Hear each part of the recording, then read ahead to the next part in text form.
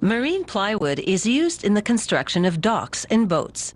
You can't use standard plywood in such wet environments. Marine plywood isn't affected by moisture because it's made from sheets of a tropical hardwood that's naturally water-resistant and bonded with water-resistant glue. Marine plywood is typically used in boats for flooring, bulkheads, and furniture. The surface is typically a decorative type of wood veneer, such as oak, maple, teak, or mahogany. The core, however, is made of bonded layers of okume, a water-resistant species that grows in the hot and humid equatorial forest of Gabon in Africa.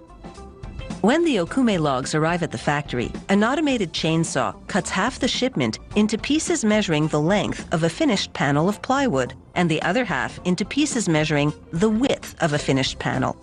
This produces logs with the grain running in one direction as well as logs with the grain running in the opposite direction.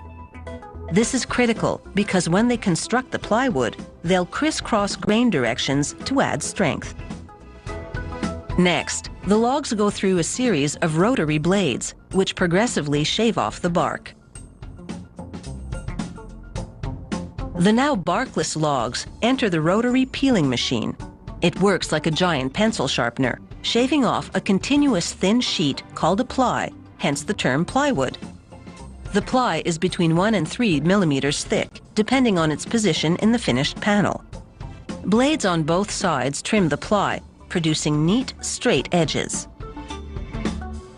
Then the machine rolls up the ply.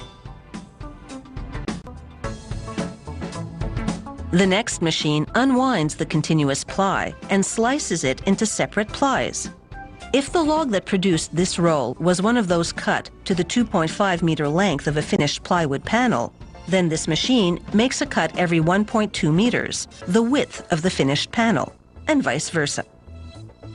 This thickness of plywood has a 5-ply core. 3 of the plies remain dry, while 2 go through this machine, which rolls strong, water-resistant glue simultaneously on both sides. Now assembly begins. Alternating grain directions, the first ply is a dry one, the second a glued one. The bottom of it sticks to the ply underneath, the top to the dry third ply that goes over it. The next ply, the fourth, is a glued one. The bottom sticks to the ply underneath, and the top to the fifth and final ply, a dry one, above. Workers use a powerful pneumatic staple gun to attach this assembled core along the front edge, so that it doesn't come apart as it enters the press.